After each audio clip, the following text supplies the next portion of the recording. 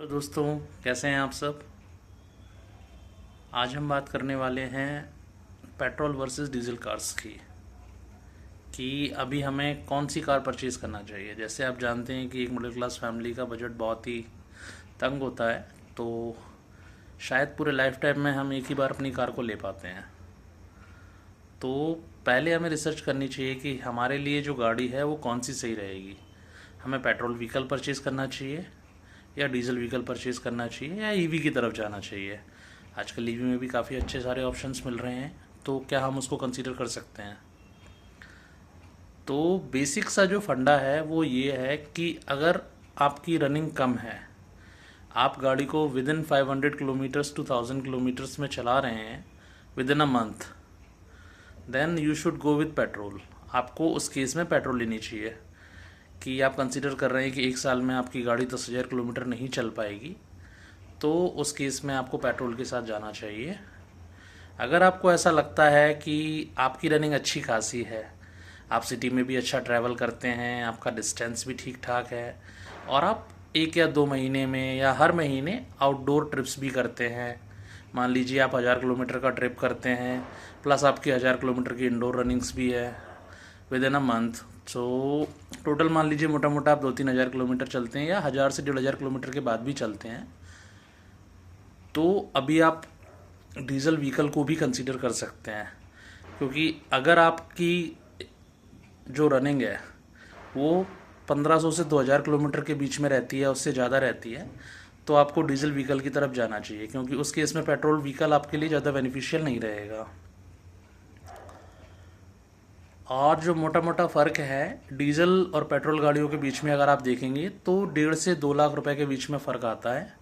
कोई भी कार, जैसे कि अगर मैं आपको एक स्विफ्ट का एग्जांपल लेता हूँ, मारुति की कार आती है स्विफ्ट, वो उसका जो आपको बेसिक मॉडल है वो आपको पेट्रोल वर्जन मिल जाएगा 7 लाख में, और अगर उसका आप डीजल वर्जन लेने जाएंगे तो वो 8.5 लाख 8.25 लाख तक आपका कॉस्ट करेगा। खैर वो बात छोड़िए, अभी अभी क्या है कि मारुति ने तो डीजल प्रोडक्शन बंद ही कर दिया है। तो बेसिकली हम Hyundai क्रेटा की बात कर लेते हैं। काफ़ी टॉप नॉच एसयूवी है आज की डेट में। मैंने भी उसका बेस मॉडल लिया हुआ है पेट्रोल में, क्योंकि मेरी रनिंग बहुत ज़्यादा नहीं है। तो अगर आप उसको देखें तो उसका आपको 11 लाख के आसपास एक शोरूम बेस मॉडल पड़ता है। वही अगर आप डीजल में लेने जाएंगे तो वो आपको लगभग 12.5 लाख 13.25 लाख रुपए के आसपास एक शोरूम में कॉस्ट करेगा। और अगर आप इस हिसाब से कैलकुलेशन करें तो नॉर्मल जो पेट्रोल का कॉस्ट आता है हमारा, जैसे कि बेसिकली क्या है, डीजल पेट्रोल से 15 रुपये सस्ता भी है नॉर्मल कैलकुलेशन के हिसाब से। और जो पेट्रोल गाड़ियाँ रहती हैं वो इनिशियली इग्निशन के लिए बहुत सही रहती हैं। उसमें जनरली क्या होता है कि कोई कार्बन का कोई दिक्कत नहीं है। अभी जो BS6 गाड़ियाँ आ रही हैं डीजल में, उनमें DPF का भी इशू है। जो यूरिया रहता है वो भी आपको 6 मंथ्स में एक बार एटलीस्ट फिल कराना रहता है। उसका एक रीजनरेशन प्रोसेस रहता है, उसका एक डिफरेंट सिनेरियो है, वो हम कभी और डिस्कस करेंगे।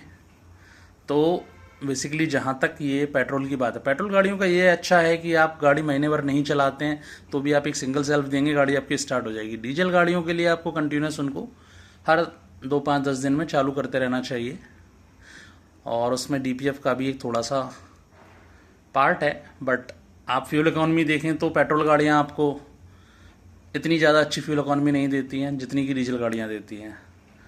पेट्रोल गाड़ियों का एवरेज आपको 15 से 20 तक मिल जाएगा, और यही बात अगर आप डीजल गाड़ियों में करेंगे तो ये 20-25 तक भी आपको एवरेज निकाल कर दे देंगी। तो बस यही मैं कहना चाह रहा था कि it totally depends on running, कि आपकी रनिंग कैसी है। और हाँ, एक चीज़ और, ये जो डीजल गाड़ियों की वैलिडिटी है इंडिया में अभी वो 10 साल की है, और पेट्रोल व्हीकल्स की जो वैलिडिटी है वो 15 साल की है। तो आप वो एक फैक्टर भी कंसीडर करके रख सकते हैं कि आप व्हीकल कितने टाइम के लिए लेना चाहते हैं। क्योंकि हम जैसे लोग, मिडिल क्लास लोग, बार बार गाड़ियाँ चेंज नहीं करते हैं, तो हमें सारे फैक्टर्स को कंसीडर करना चाहिए। आप मुझे कमेंट सेक्शन में बताइए कि आप किस व्हीकल के बारे में ज़्यादा जानना चाहते हैं, तो मैं उस व्हीकल का पूरा एक वीडियो लेकर आऊँगा। Thank you so much.